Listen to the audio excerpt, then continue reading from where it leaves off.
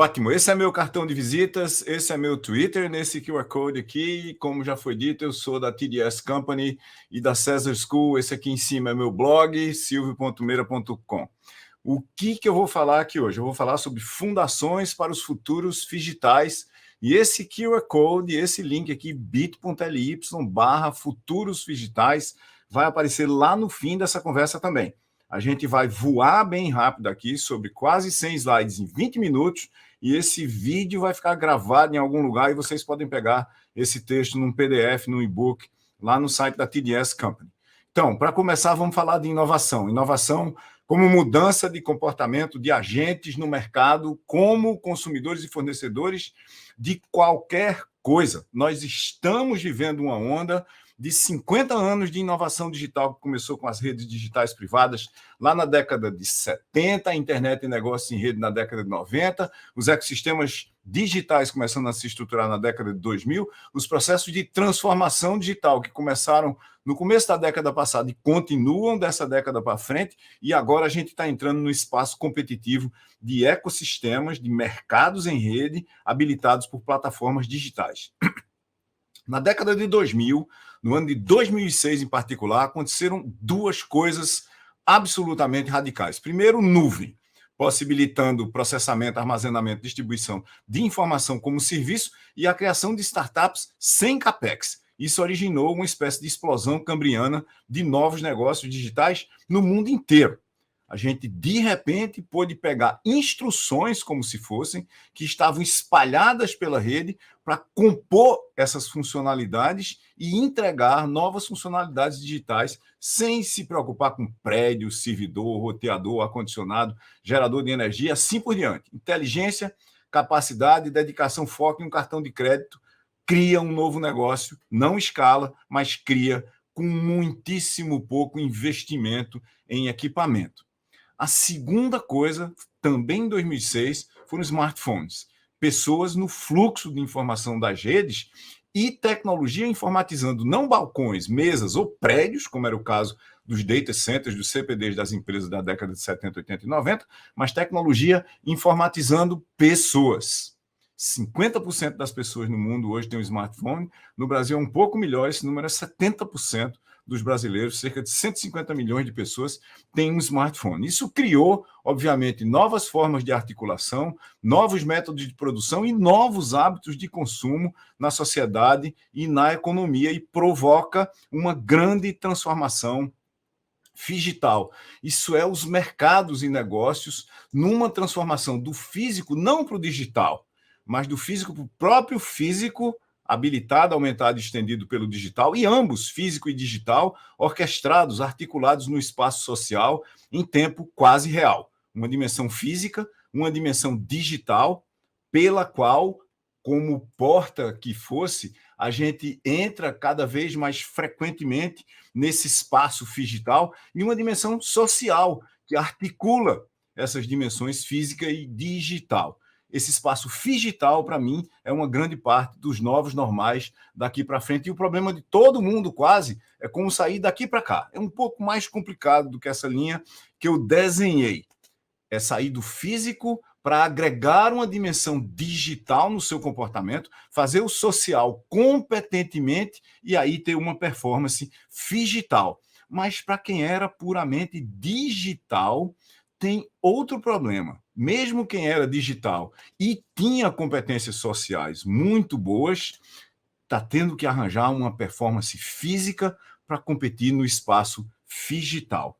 Ou seja, quase nenhuma empresa sustentada por tecnologia é essencialmente digital, a menos que seja um provedor de fluxo de bits puro na internet. Tem muito poucos desses, por sinal. Nesse espaço digital, inovação é em rede, sempre em rede. Inovação é nos fluxos da economia, como Castells dizia.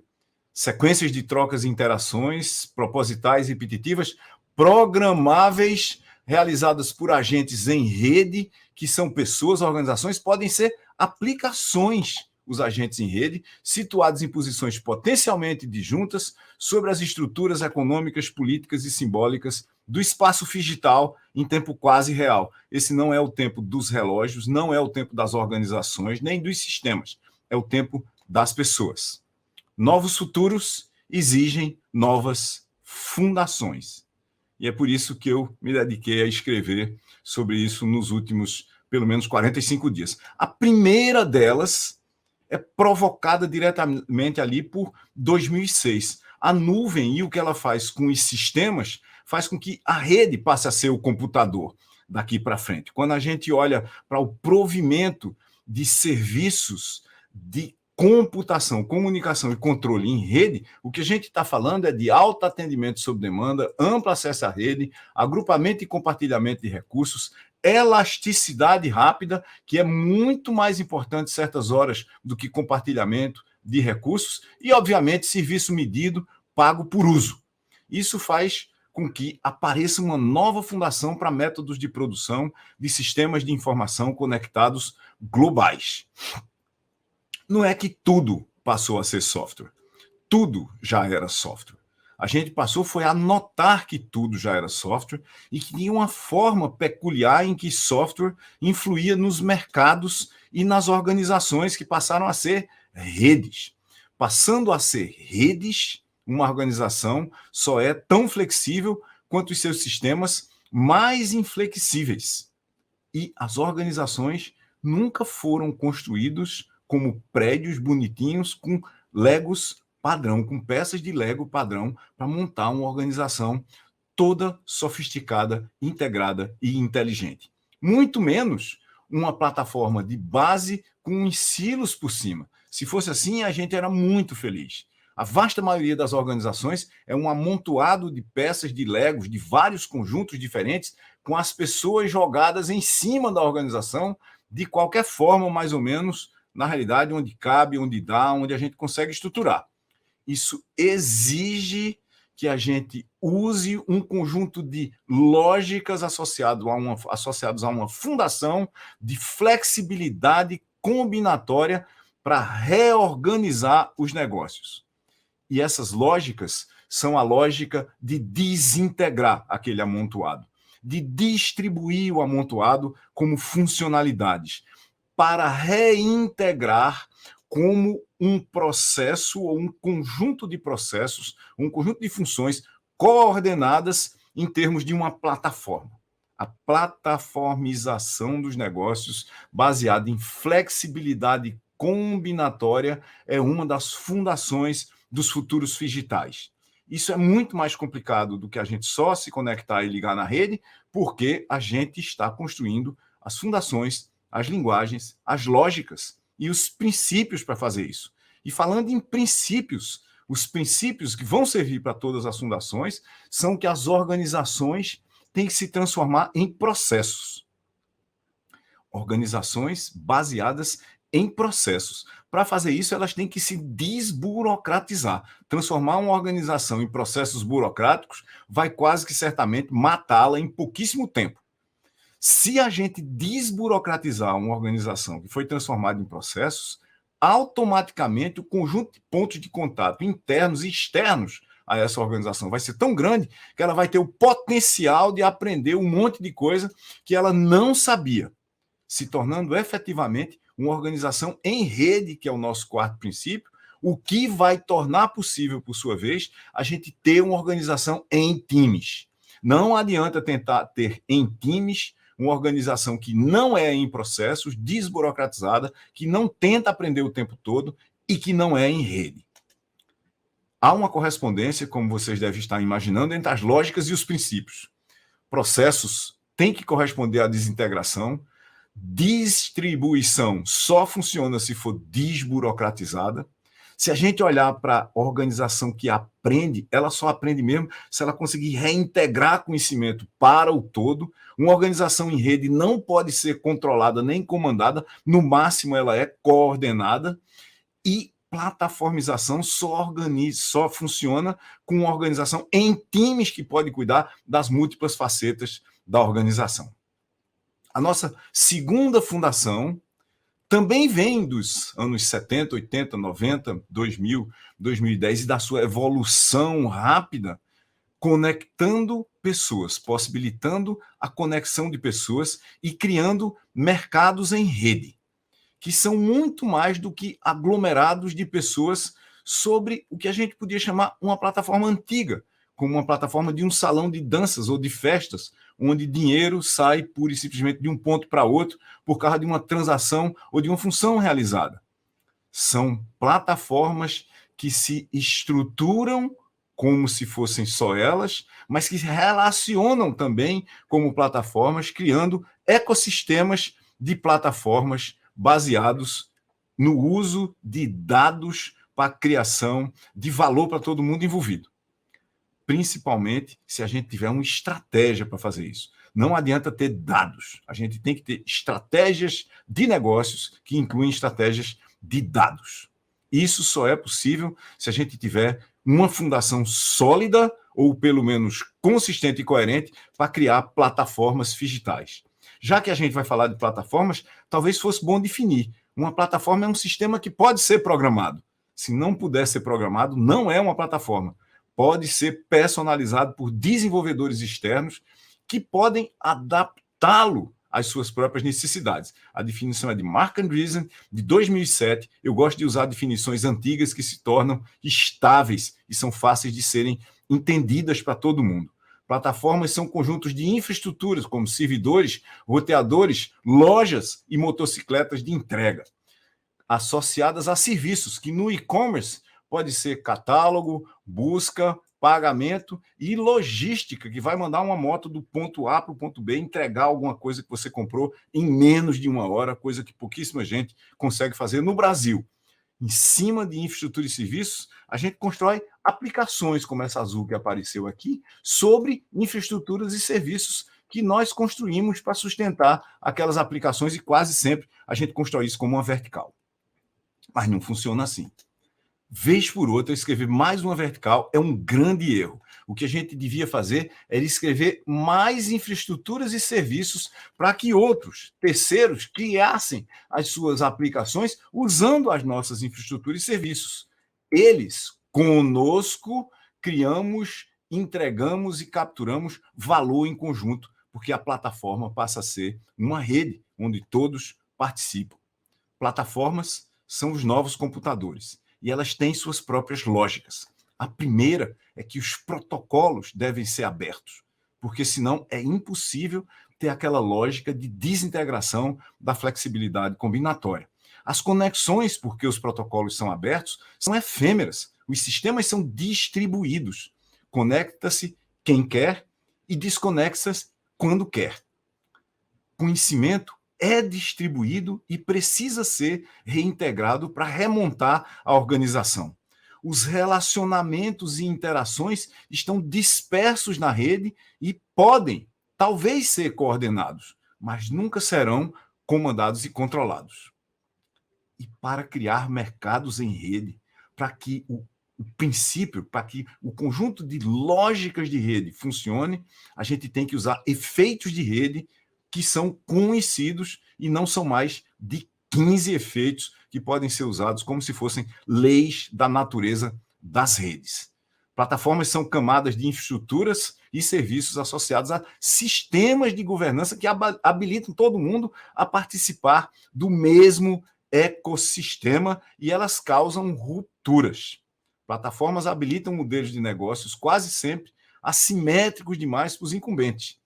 Esses modelos de negócios baseados em efeitos de rede evoluem rapidamente em ecossistemas de plataforma. E aí, quase que de repente, já é futuro. Você não vê crescendo até um certo ponto. Quando você vê crescendo, é tarde demais para acompanhar. Plataformas não surgem do nada. Elas não se montam do nada como a vida surgiu na Terra. E elas se desmontam do nada. Se a gente não cuidar, elas se desmontam do absoluto nada. A minha terceira fundação vem de 2006 também. Smartphones na mão de todo mundo, pessoas informatizadas. Sistemas de informação com 2 bilhões de pessoas.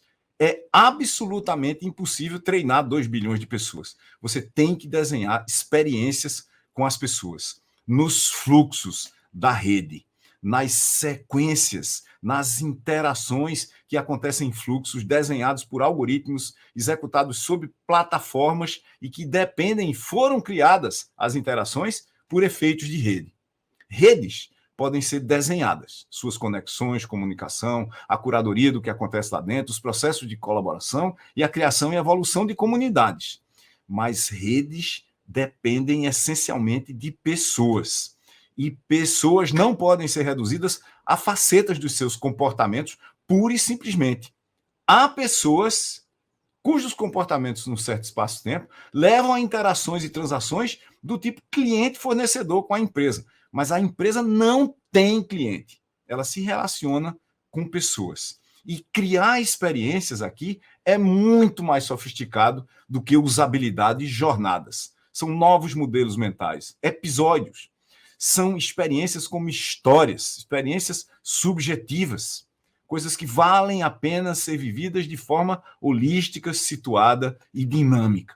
Experiência é um fenômeno que ocorre em fluxos no espaço digital. Experiências fluidas são uma das fundações para os futuros digitais.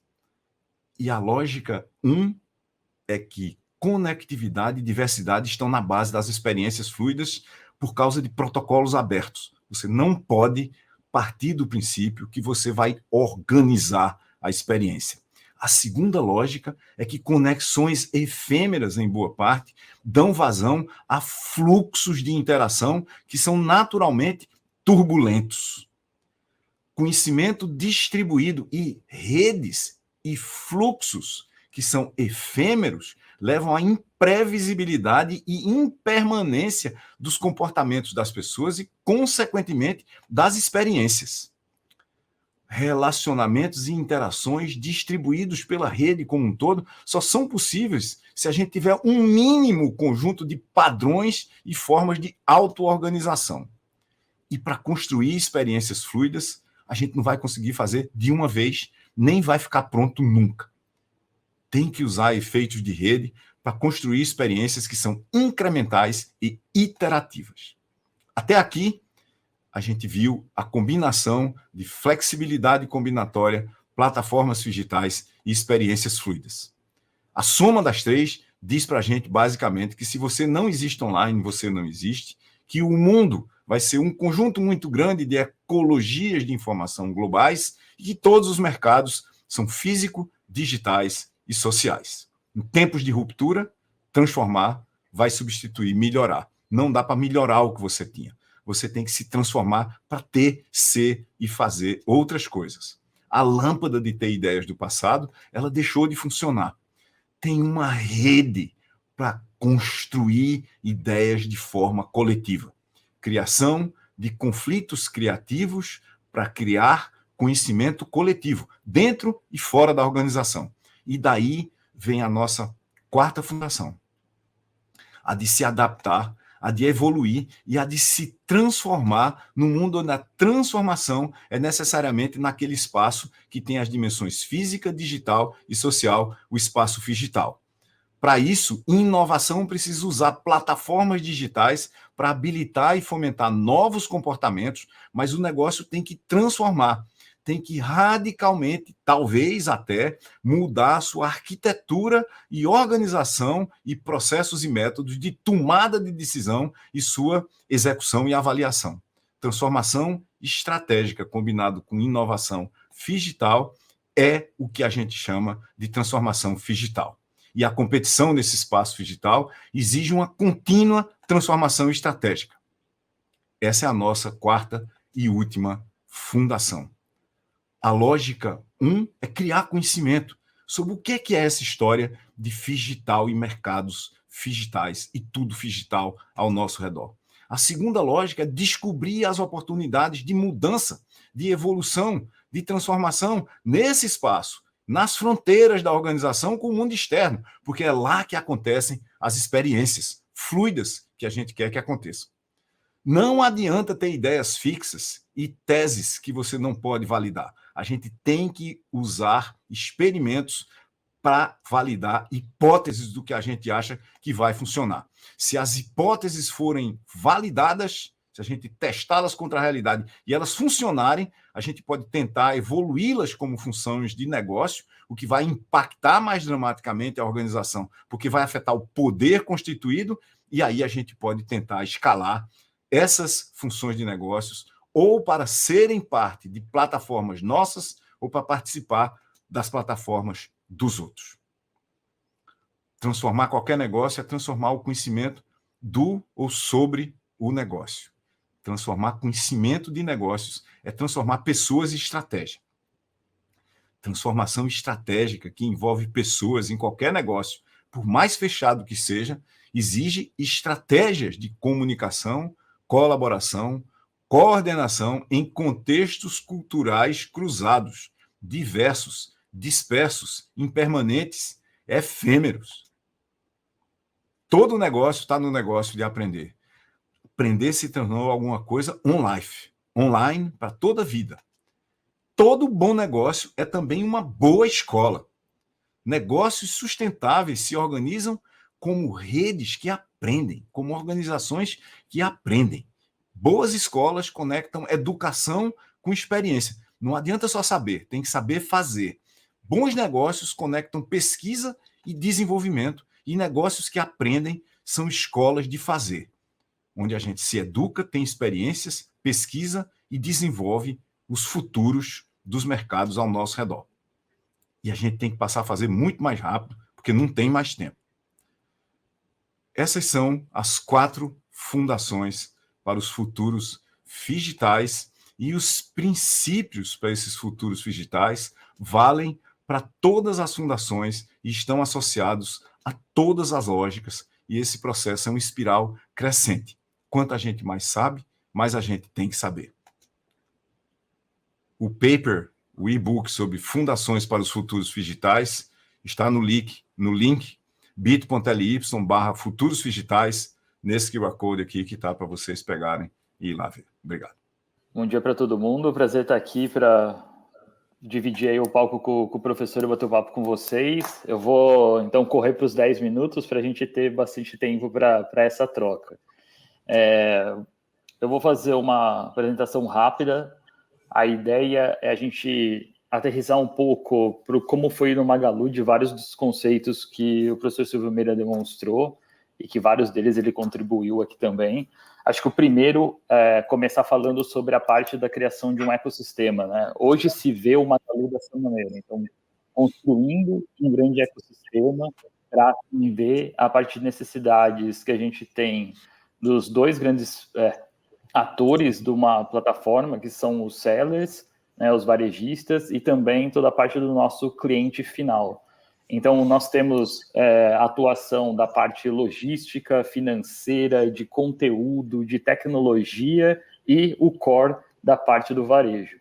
Mas isso teve uma transformação muito grande dentro da companhia para se acontecer, né? Então, a gente, de lá atrás, de ser um varejista tradicional que tinha uma operação digital, passou por uma transformação de se transformar numa plataforma digital com pontos físicos e a gente fala da parte do calor humano lá na ponta. E tem uma timeline em cima disso, de várias coisas que foram colocadas pelo professor. Em 2012, nós criamos o Luiza Labs, uma área completamente dedicada à pesquisa e desenvolvimento dentro do Magalu, que com o tempo foi trabalhando na parte mais do core do negócio, de e-commerce, de lojas físicas, depois, inclusive, de toda a frente do back-office, mas que, para isso acontecer, foi passando por uma grande transformação em como a gente lidava com tecnologia e como a gente se organizava dentro da empresa para sair de uma coisa muito mais tradicional, verticalizada, pelo que o professor colocou, de estar mais conectado em rede. Inclusive, a parte da criação desse ecossistema leva, dentro da empresa, um mantra aqui nosso, que é evitar integrações e potencializar conexões de quem está chegando, e não passar com projetos de vários anos de integração de sistemas. né? É óbvio que a gente encontra algumas oportunidades onde você pode unificar em coisas que são mais maduras, mas o nosso foco não é esse. O nosso foco é como uma empresa consegue alavancar a outra pelas fortalezas que ela tem. Falando dessa timeline de evolução, em 2013 a gente passou a trabalhar com algo que o professor Silvio Meira falou que foi super importante, que foi uma estratégia baseada em APIs, então a maneira como a gente ia fazer com que nossas aplicações passariam a se comunicar e a facilidade que ela teria de acessar fluxo de dados do nosso negócio, e tudo rodando em cloud, tudo rodando em nuvem, tudo que fosse modernizado ou construído de novo, rodando na parte de nuvem. Assim como isso fez com que várias startups pudessem nascer, e aquela parte do que a gente falava do investimento da frente de CAPEX, que geralmente não existia, se gastava muito em compra de máquina para você construir o seu próprio hosting, né? E isso era muito caro de ser feito, e a gente conseguiu fugir para uma parte de usar recursos pela necessidade da demanda, e também usar recursos que já estavam, todos eles, com um gerenciamento automatizado. Então, os times iriam gastar muito mais tempo em construção de soluções do que ficar mantendo as coisas funcionando. Em 2015, um grande direcionamento foi da parte da gente ir muito forte para frente de mobile. Não era algo que na época parecia muito fazer sentido, né? Tudo que a gente falava da parte de mobile era traço em resultado, mas foi dessa determinação cedo, fez com que a gente pudesse aprender muito sobre esse novo canal e como seria diferente a parte da interação das pessoas, né? O telefone foi a porta de entrada, o smartphone foi a porta de entrada de muita gente à internet. Em 2016, vem o marketplace, com a ideia da parte de construção do marketplace que fosse multicanal, assim como toda a estratégia da companhia era de construir um negócio de varejo multicanal. A mesma coisa tinha que acontecer para a parte do nosso marketplace, e uma entrada mais forte realmente em construir uma plataforma, né, onde a gente teria produtores e consumidores conectados. E agora, recentemente, do ano passado, à frente do Magalu as a Service, que é tudo que a gente desenvolveu de tecnologia para a transformação digital do Magalu e pelo trabalho de digitalização dos sellers que a gente está trazendo para a plataforma, a gente conseguir fazer com que isso possa ser aberto e exposto para fazer com que outros desenvolvedores fora do Magalu, de comunidades externas e criação de ecossistemas externos, possam desenvolver soluções junto com a gente para ajudar a digitalizar o varejo no Brasil. Mas isso começou de uma maneira extremamente pequena, lá no início do Luiza Labs, que foi um time que era de 3 pessoas ali, começando a desenvolver o domínio de tecnologia dentro de casa, com muito desenvolvimento in-house, e que depois fez com que a gente mudasse, conforme foi assumindo a parte do core do negócio, mudasse a maneira como a gente se organizava como um time, né? Então, isso aqui, em 2016, a gente, como era a organização do Luiza Labs, né? A partir de assumir toda a operação de tecnologia. Então, era muito mais na linha de ter o que a gente chamava de tribos com missões muito específicas, construindo sistemas que suas regras de negócios eram expostas através de APIs e permitindo que times de outras tribos pudessem interagir e inovar em cima dessas regras de negócios expostas. Com isso, como eu demonstrei com a parte do marketplace, foi onde a gente conseguiu construir um business de plataforma mesmo, né?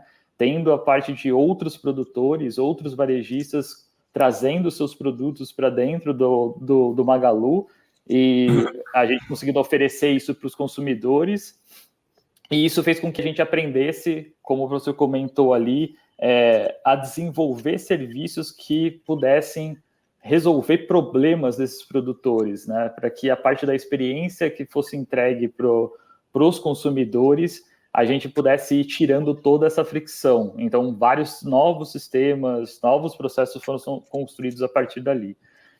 Inclusive, a parte de como a gente conseguiria trazer esses varejistas para dentro do nosso ecossistema, né? Então, também foi utilizada a mesma ideia de vamos criar conectores com essas APIs que possam fazer com que as empresas possam entrar para a plataforma do Magalu para atingir esses consumidores. E aí, aqui tem uma parte um impacto tangibilizado forte, né, do poder da construção de um business de plataforma. O Magalu, como um P, todos os produtos que eram comprados e vendidos pelo Magalu, conseguiu, ao longo de muito tempo, quando a gente olha ali, em 2017, chegar à casa de 50 mil itens que eram comprados e vendidos pelo Magalu. Só que com a entrada da parte do Marketplace, em menos de 5 anos, a gente conseguiu fazer com que esse número de ofertas aos consumidores saísse desses 50 mil e hoje chega a mais de 40 milhões de produtos que estão disponíveis na plataforma. Então, em anos de e-commerce, desde 2000, lá em 2017, a gente tinha 50 mil itens. E depois, em menos de 5 anos, a gente tem 40 milhões de itens chegando para os nossos consumidores. Tem também a parte do papel da loja física. A loja física ela começou a ser toda digitalizada, e essa digitalização foi muito direcionada à parte de remover fricção de processos que existiam da loja e também para colocar ela, né, fazer com que ela fizesse parte desse ecossistema. Várias aplicações começaram a nascer dentro da loja para isso, desde a parte do pátio de venda até o back-office da própria loja, para a gente chegar num modelo onde hoje a loja faz parte do ecossistema, atende o nosso marketplace, atende os sellers. Hoje a gente tem o pessoal de lojas, vendedores, fazendo a parte de hunting e onboarding de sellers para o marketplace. A gente tem a loja operando como se fosse uma agência de correio para tanto a parte de drop-off de itens para cair na malha logística do Magalu, como para clientes usarem as lojas os sellers usarem as lojas do Magalu como pontos de retirada de itens também. Então, a loja do futuro para a gente é um ponto de entrada dentro de conexão desse ecossistema e que fortalece a visão do marketplace multicanal. E agora, falando do Magalu as a Service, a gente passa a não construir tudo, mas se conectar para poder crescer com a ajuda de outros, né, em rede, como eu falei, ter uma comunidade de desenvolvedores, empresas terceiras, construindo serviços em cima da nossa plataforma tecnológica.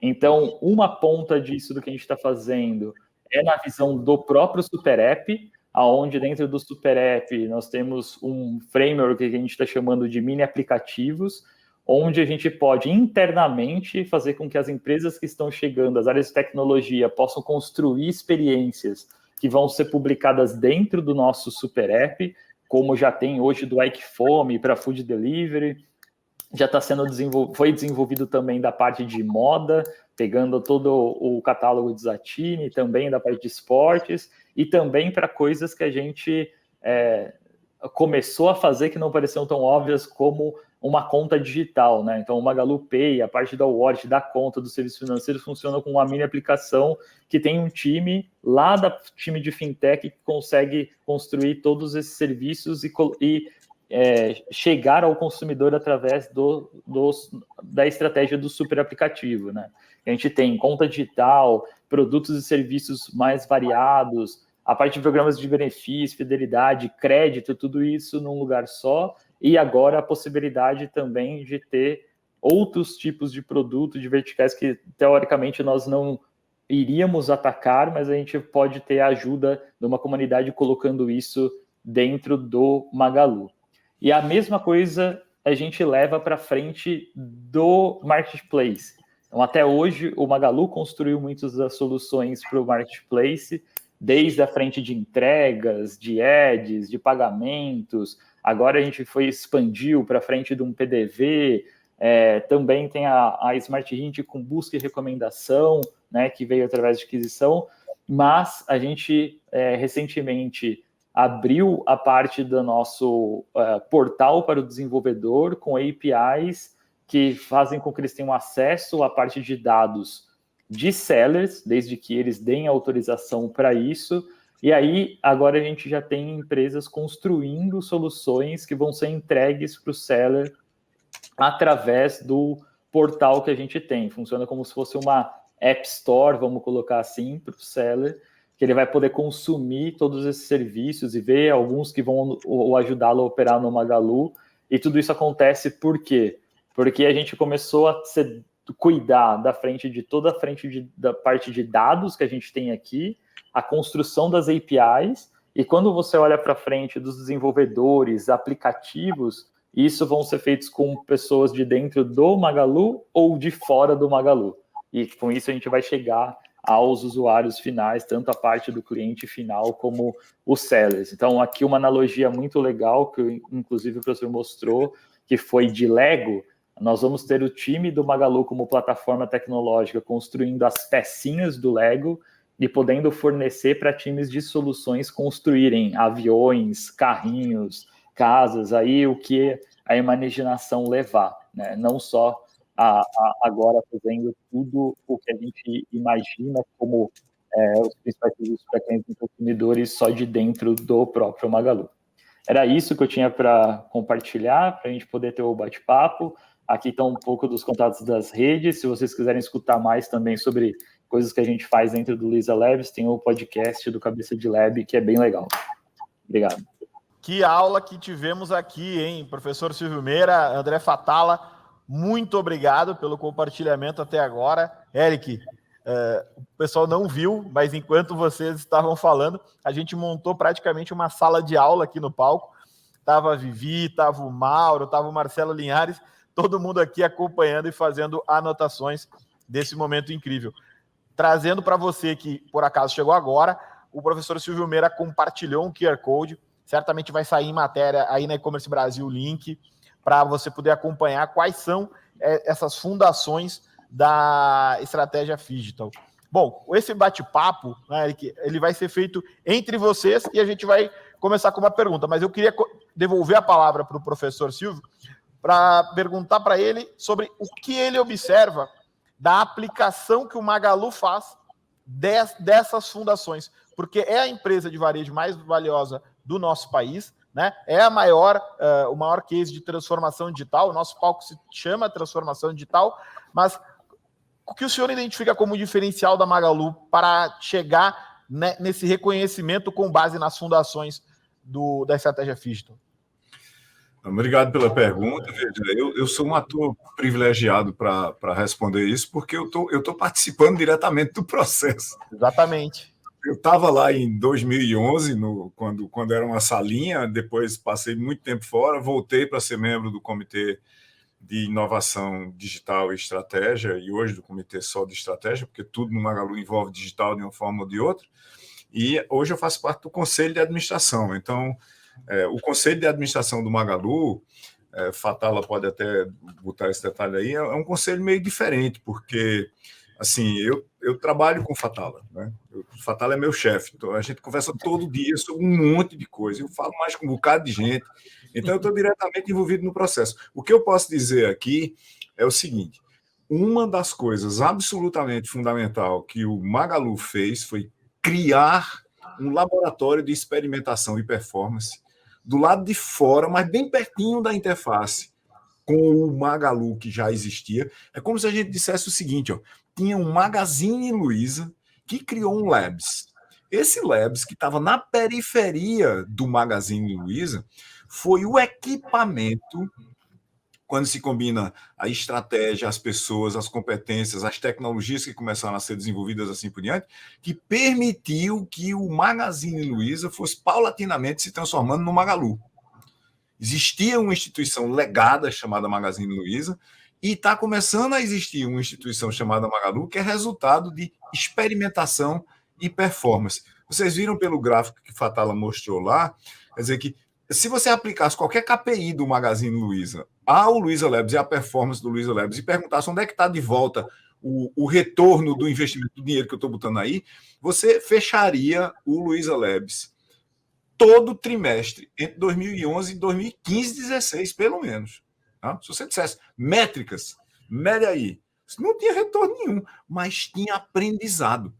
Então, botar o foco em aprendizado, botar o foco em hipóteses, botar o foco em experimentos, em tentativas e erros. Não é aquele negócio de fail fast, entendeu? Fail fast é um tagline de saia por aí quebrando as coisas e se você não destruir o negócio no processo, você vai conseguir aprender alguma coisa. Não, tem estratégia para aprender.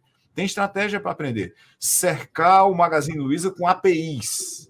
APIs físicas, inclusive. Vamos usar a entrega nos negócios digitais. Mas não vamos nos meter com a entrega agora. Porque se você tentar resolver uma organização legada toda de uma vez, você quebra a organização ou quebra quem está tentando fazer a mudança. A mudança veio da periferia, paulatinamente, com um foco estratégico imenso, mas com uma paciência estratégica imensa também. Paciência estratégica. Fatala, deixa eu devolver a pergunta para ti agora, depois do que o Silvio comentou. Como é para um executivo ter um professor na equipe e como administrar isso dentro dessa corporação? E aí eu volto em 2015, né? Quando a Magalu não era a Magalu que o mercado reconhece hoje, né? Porque é muito fácil olhar para a Magalu de hoje e falar, pô, o pessoal é gênio, acertou. Mas lá em 2015, eu acho que o valor da ação, que é como o mercado reconhece, foi o menor histórico, vocês estavam nessa jornada. Divide para nós, porque a gente vive um paralelo da educação, a gente teve o professor Leandro Carnal fazendo a abertura aqui, e ele falou muito sobre educação. E a gente vê que a academia e o mercado, eles simplesmente se separaram no nosso país. E vocês são um caso onde o professor fala sobre o aprendizado, e tu tem na equipe um professor. Como é para vocês consumir esse aprendizado e transformar uma companhia que sempre aprende?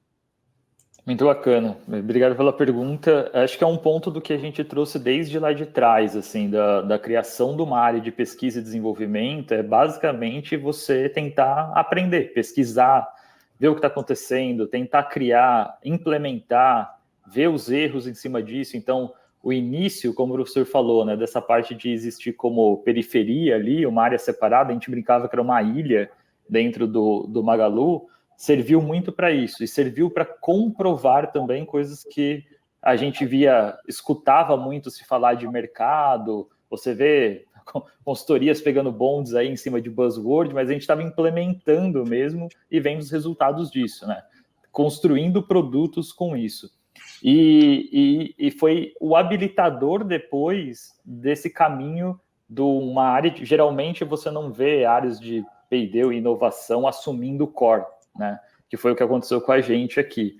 A brincadeira que eu faço é meio Rio Tietê, né? O cara está aqui do lado do mar e resolve cortar o estado inteiro. E a gente aconteceu mais ou menos com a inovação, a gente começou a assumir tudo à frente do core.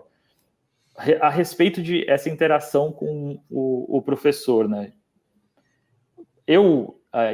Na empresa como um todo, a gente tem algo bem particular da parte com os conselheiros, né?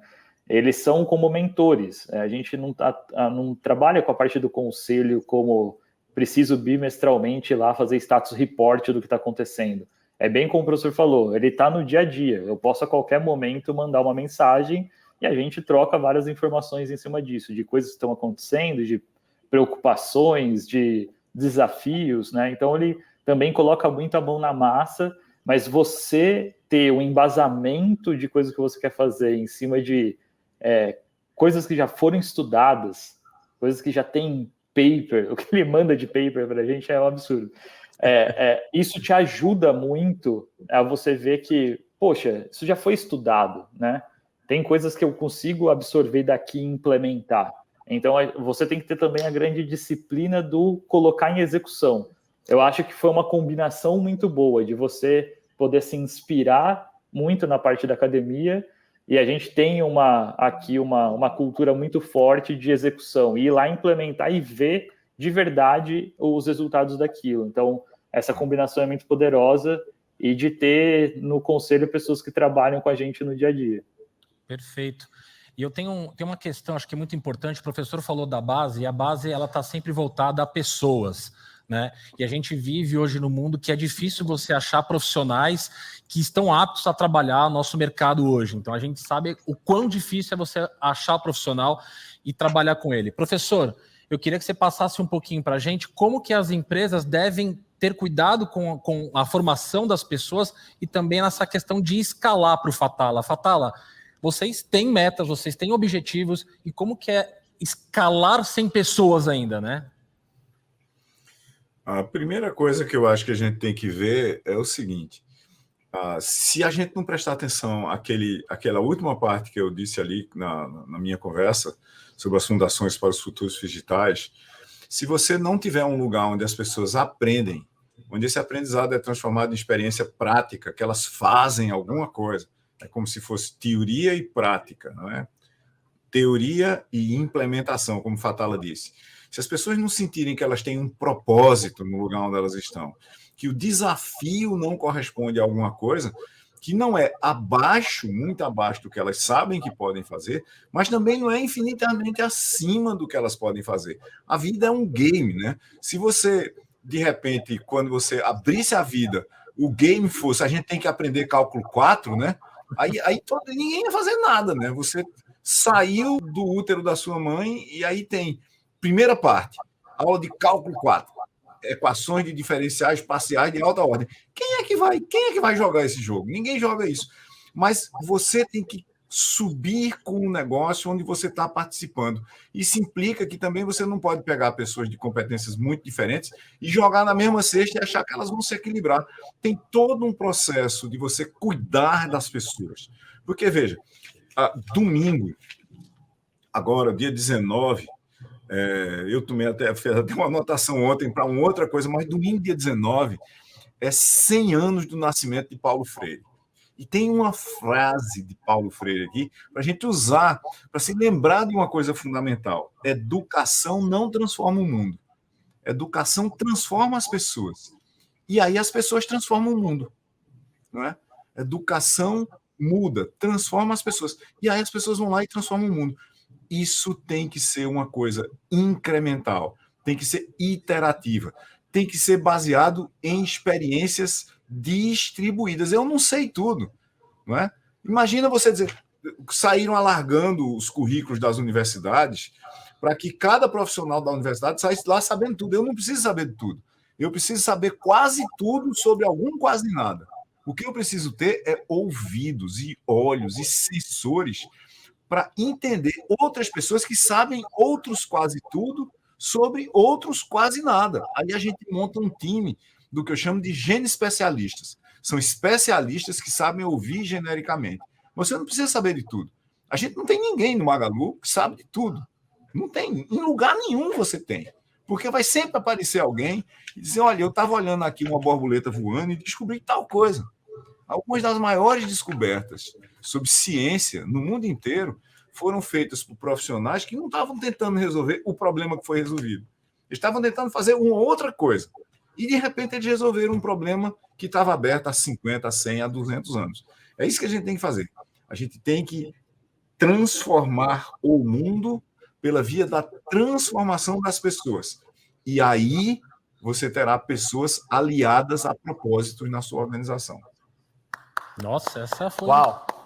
É uma pena que esse é um momento único, porque se você não está assistindo isso agora, você não vai poder rever. Então, vamos ser felizes com essa singularidade, esse momento. E eu vou quebrar o protocolo, eu vou chamar para cá a Viviane Vilela, vou chamar o Mauro também. A gente está aqui assistindo, é o momento mais esperado do fórum.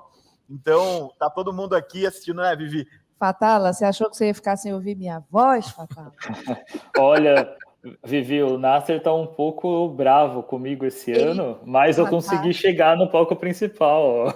Você vê, Fatala, ele já reclamou, hoje é o terceiro dia que ele reclamou que eu roubei você para esse auditório, sabe assim? Ele tá magoado, Fatala, mas eu estou tentando amenizar. É ciúmes, tá, professor? São ciúmes. Ele disse, eu trouxe o Fatala e você levou o Fatala para o seu auditório. Eu disse, tá bom, mas espera, não foi o Fatala, né? Professor, muito obrigada. A gente estava ouvindo aqui, eu mandei uma foto e eu disse, esse é o EAD maior que a gente já fez no E-Commerce Brasil, nesse momento. Se o senhor estivesse aqui, não caberia, eu não teria cadeiras para sentar as pessoas nessa plenária. O Augusto está assim, traz ele. O ano que vem, para poder, se for presencial, eu posso até te trazer, mas eu vou ter que abrir o som para todo o pavilhão, porque não vai caber no auditório. Então, o auditório, a gente tem uma média de 3.000, 2.800 cadeiras, não daria, Fatala. Então, eu teria que abrir o som para o pavilhão todo. Então, professor, esse foi o maior EAD no momento de e-commerce que a gente teve na história do e-commerce Brasil. Eu não poderia não estar aqui para dizer, primeiro, muito obrigada. Eu vou deixar as perguntas para eles, tá? Mas eu só quero agradecer, professor, pelo senhor estar aqui. O senhor é o segundo professor não, o terceiro. Teve o professor Mário Sérgio Cortella, a gente teve o Karnal, né, que é professor, e a gente tem o professor Silvio. Vivi, eu acho que a gente pode, nesse momento, resgatar uma frase que tu fala em todos os fóruns da E-Commerce Brasil, em todos os eventos, que é honra a quem merece honra. Quando a gente vê a empresa de maior valor de mercado do nosso setor, que passou por uma transformação digital, que é o assunto do nosso palco, e quando a gente pergunta qual que é o segredo, ela fala, a gente tem um professor com a gente, é porque é honra quem merece honra, e o mercado reconhece a empresa que investe na educação. Mas a aula não acabou. Não. Mauro, tu veio aqui para fazer uma pergunta, por favor. Faça a pergunta Mauro. aos nossos convidados. Professor Silvio, eu passei pela fase das câmeras digitais e depois teve o smartphone que veio e substituiu ele, substituiu as câmeras. Hoje, quando a gente fala em transformação, muitos dos aplicativos que a gente tem, eles são baseados no smartphone, tá? E eu gosto muito de pensar assim mais para frente. A gente tem que enxergar mais para frente. Quando a gente fala em transformação digital, a gente está partindo de um princípio, depende do que a gente tem hoje. O que o senhor enxerga de tempo que vai durar o smartphone do modelo que a gente tem, ou se irá surgir alguma nova tecnologia que vai substituir isso e que as pessoas vão adotar que nem o smartphone? Essa é uma pergunta de trilhões de dólares, né? Se eu soubesse qual é a próxima coisa, ou como é que isso vai evoluir, eu tenho quase certeza que a gente tinha um lab no Magalu fazendo isso, né, Fatala? Bem escondido. bem não custaria tanto quanto o iPhone 13. Não custa perguntar, né? Bem escondido em algum lugar no interior, com um time secreto fazendo isso. Mas veja, tem umas tecnologias de transição, né? O que é que são tecnologias de transição? São aquelas que elas provocam uma inovação de ruptura no mercado grande o suficiente para não ter volta e também não ter competição mais do que era o mercado anterior à chegada delas. Uma dessas tecnologias de transição é o automóvel. Se você olhar ali no começo do século XX, todo mundo andava de carroça e a cavalo, né? Todo mundo andava de carroça e a cavalo. Aí o que foi que aconteceu? Apareceu uma tecnologia de ruptura que causou uma transição entre mercados. Esse é o motor à explosão, que acoplado a uma coisa que era parecida com a carroça, mas teve que ir ficando radicalmente diferente em alguns poucos anos, simplesmente tirou de cena toda a cadeia de valor do cavalo, né? Da tração animal no processo de mobilidade, de carga, de pessoas, de informação e assim por diante. O carro está aí há 100 anos, né? Basicamente, no formato que a gente conhece hoje. Inclusive, tem uma coisa que pouca gente sabe, o carro da mulher do Henry Ford era elétrico.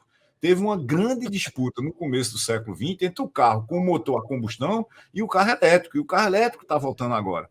Mas a grande transição do carro, veja, eu não vou falar do smartphone diretamente, eu vou falar indiretamente. A grande transição do carro não é você ter um carro elétrico. Isso só muda o sistema o que a gente chama de powertrain, né? O conjunto de energia e processos motores que tiram o carro do ponto A para o ponto B. A grande mudança do carro são duas. Você tirar o motorista de dentro dele e, consequentemente, causar uma ruptura radical em todo o sistema que cria o motorista, DETRANs, escolas de trânsito, placa de trânsito, sinais, multas, esse tipo de coisa toda, e compartilhar o carro. Quando você fizer isso, você mudou totalmente o jogo no qual o carro estava envolvido. Mas o carro continua lá, como se fosse aquela nave dos Jetsons, né? Se você olhar a nave dos Jetsons, ela é o quê? Ela é um carro, só que ela voa. Ela tem uma mega... Vai lá olhar a nave dos Jetsons. Ela deve ter um mega mecanismo antigravitacional, né? Que de repente ela vai tum, e sai em silêncio de um lugar para outro, mas ela tem comandos analógicos. Vão lá na nave dos Jetsons que vocês vão ver isso. Os comandos são todos analógicos. Do ponto de vista do smartphone, vejam, Facebook disse há 2, 3 dias atrás, ou semanas talvez, eu só peguei há 2, 3 dias atrás, que ele vai fazer óculos com câmeras, né? Que vão ter uma luzinha para você saber que você está sendo filmado. Por que a luzinha para você saber que você está sendo filmado? Porque isso vai envolver um conjunto não triviais de mudanças nas pessoas e no entendimento que as pessoas têm do mundo e das outras pessoas ao redor dela, né? Se eu pegar meu smartphone e for tirar uma foto de alguém, hoje é um tijolo desse tamanho, né? Lembre-se, primeiro a gente miniaturizou, vai ser tão pequeno que a gente esconde, depois a gente saiu aumentando, está quase do tamanho de um tablet hoje, né? Tem uns que abrem, então, aí é um tablet inteiro de 20 polegadas na sua frente, né, para tirar uma foto, um filme. Mas imagine que você miniaturize tudo isso e que você consiga fundir com sensores humanos, né? Por exemplo, pessoas que têm problemas definitivos de visão hoje, perda total de visão, fazem implante de retina digital, retina biodigital, na realidade. Se eu tiver um implante de retina biodigital, eu posso ter visão infravermelha, não posso? Eu também posso ter ultravioleta, porque você muda a classe de sensores. Se eu conseguir mudar isso e, de repente, e eu só vou cenarizar aqui para a gente pensar, tá certo? Imagine que eu consigo colapsar toda a funcionalidade que você tem no celular hoje, inclusive conectividade digital, para o tamanho de um globo ocular. Mas aí eu faço um outro conjunto de coisas bem radicais. Por exemplo, você olha para uma pessoa e, como o seu olho, um deles, que ninguém externamente sabe qual é, está conectado na internet. Eu sei quem é aquela pessoa, com quem que ela esteve recentemente, qual foi a última vez que eu falei com ela, o que foi que nós conversamos, e eu posso conversar com ela, começar a conversa exatamente no mesmo ponto, que vai ser gravada para um stream meu, que eu posso buscar, está criptografada, é só para mim, e assim por diante. Esse smartphone que está no seu olho, se ele aparecer, né, imagine o tamanho do problema, ele vai substituir olhos que não funcionam. Mas e se ele fizesse tudo isso que eu estou dizendo? Você acha que teria uma fila para implantar ou para trocar um olho bonzinho que a gente tem analógico por um olho desses digital? Se a gente resolvesse os problemas de bateria, de conectividade, obviamente de calor no olho, né? Da gente conseguir desligar ele, né? Botar o olho no modo avião. O Fatala já está pensando no MVP já, né? Certamente a gente vai poder comprar no Magalu e receber no mesmo dia. Dá 2 piscadas e sai um pix. Deixa eu aproveitar e jogar para o Fatala, aproveitar o tempo dele aqui. Fatala, a gente tem uma outra empresa brasileira nativa digital, praticamente, que é a XP, fez uma troca de comando agora e o comando dela veio por uma pessoa de tecnologia. A gente vê uma tendência do controle máximo das empresas serem de pessoas de tecnologia.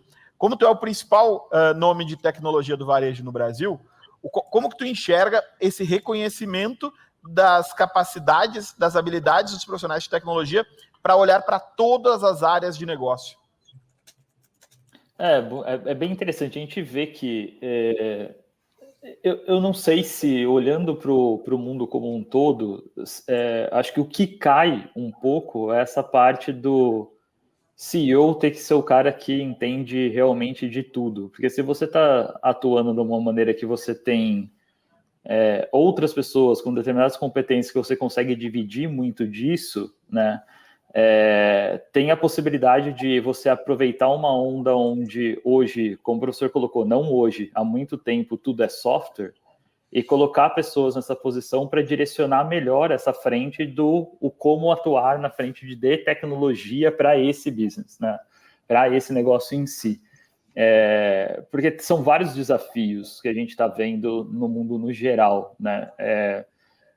Tem empresas que ainda estão aprendendo a lidar com esse tipo de comunidade, a parte da autonomia que se exige dentro de estruturas que você tem pessoas de tecnologia para construir soluções, querendo ou não, é um tipo de atividade que ela é criativa. Ninguém senta na frente do computador e consegue programar por 8 horas. Você pensa em muita coisa, você arquiteta soluções, né? E ainda tem empresa que olha para o colaborador de tecnologia vendo quantos tickets o cara arrasta e quantas horas ele fica codando, sabe? Coisas desse tipo. Então, acho que isso está mudando muito e a gente consegue ver de inspirações de lá de fora, de empresas que estão com heads de tecnologia hoje, e ele tem pares para ajudar em várias outras coisas que o cara não entende, né? Como o professor falou, não precisa entender de tudo, né? Você tem que ser um pouco generalista e saber que você tem especialistas em algumas frentes. Acho que esse que é o principal ponto de aprendizado. E vale olhar também, acho que é um ponto importante, que parece um trend, mas quando você olha para outros lugares, principalmente quando você olha para a China, vários dos caras ali, nem todos são de tecnologia mesmo, né?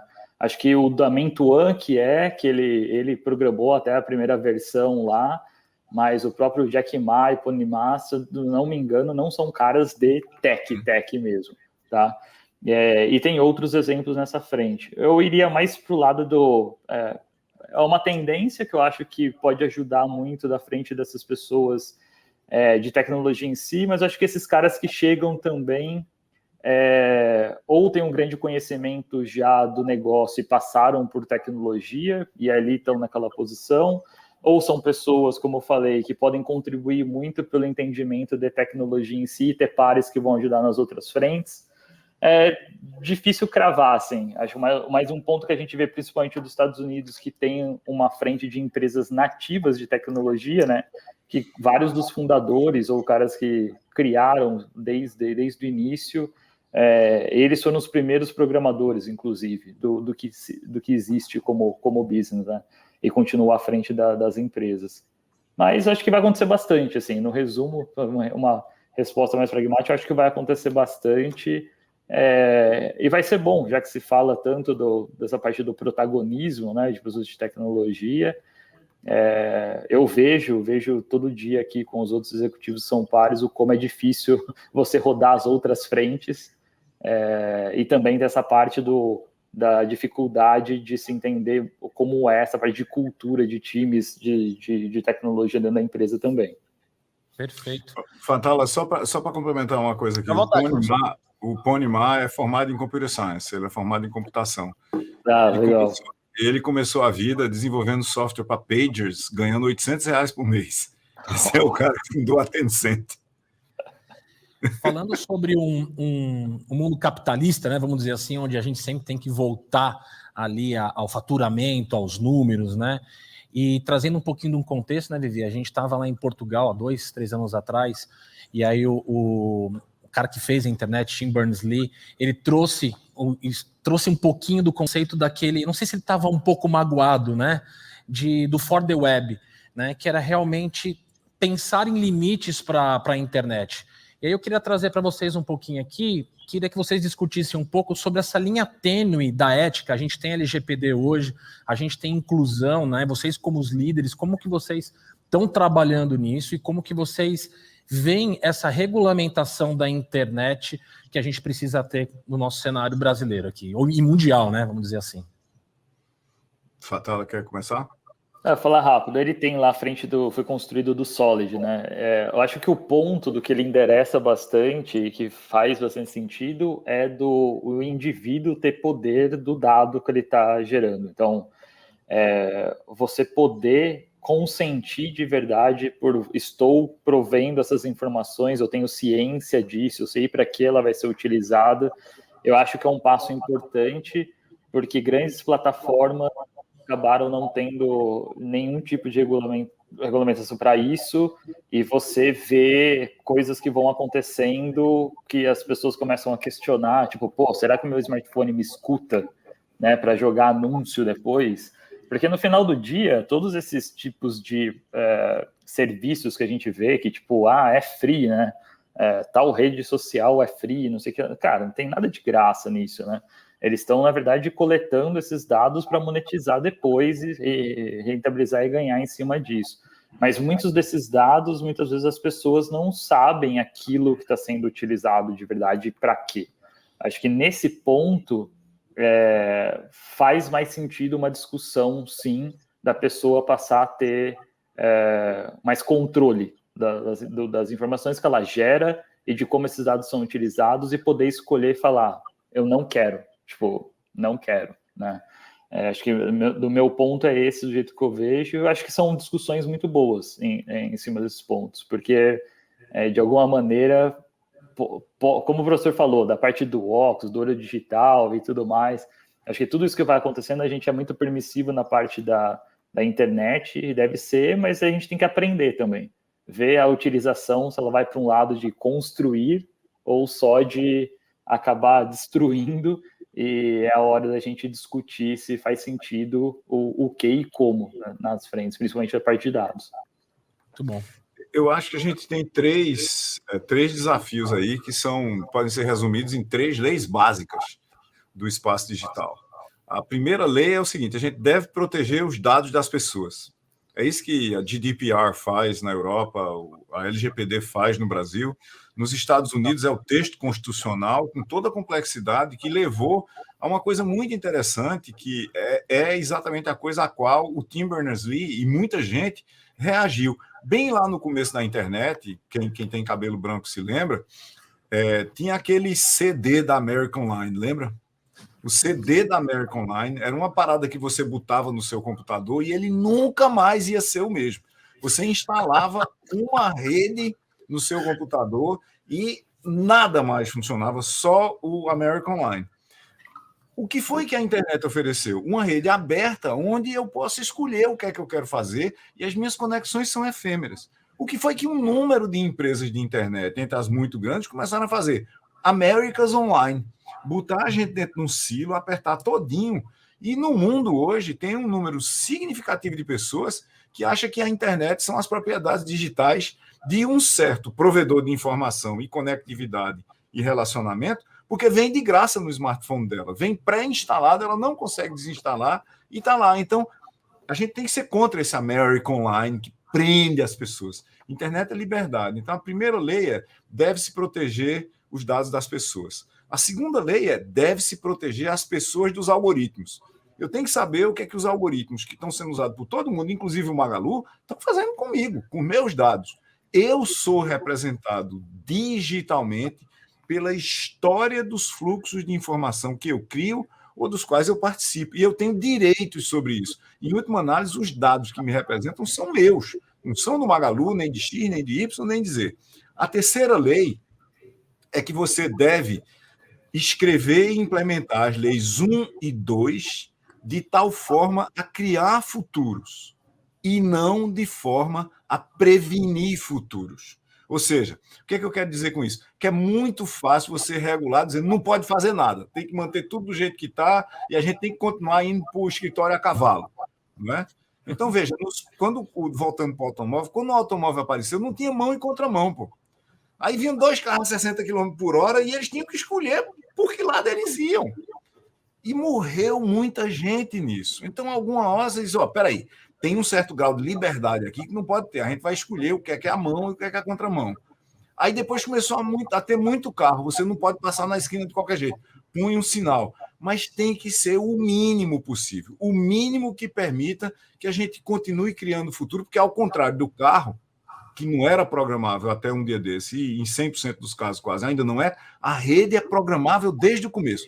A gente tem que permitir que um conjunto de garotos e garotas em Taperoá, no interior da Paraíba, comece a escrever um código lá e, de repente, tenha 2, 3, 5 milhões de usuários, sem ter que pedir licença para ninguém. Essa é a parte fundamental. O que a rede permite é inovação aberta, feito por agentes que têm muito pouco poder de partida e que, de repente, podem ter milhões de usuários, porque criaram um serviço novo que interessa essas pessoas. Para mim é isso. Uau! Obrigado. Que momento, Vivi. Né? A gente acabou estourando um pouco do tempo, mas eu não ia interromper o professor, De forma nem o alguma. Fatala. De forma Deixo para alguma. você agradecer. Obrigada. Professor Silvio, que honra. Valeu a pena ter esperado eu quase 10 anos para te receber aqui no fórum. Quase 10 anos, professor, quase 10 anos. Eu sempre digo, tenho que trazer. Que bom te receber nesse momento. Fatala, tu já é da casa, né? Porque tu está aqui desde 2017, que em 2022 eu possa receber, junto com todos os outros conselheiros, apresentadores e parceiros aqui, presencial nesse Transamérica. Lotado, aí a gente abre o som, tá, professor? Porque não vai ter sala de aula que caiba todo mundo que está aqui. Muito obrigada, gente. Obrigada, Augusto. Obrigado, pessoal. Obrigado, Vivi. Obrigada, Obrigado, obrigada. Mauro.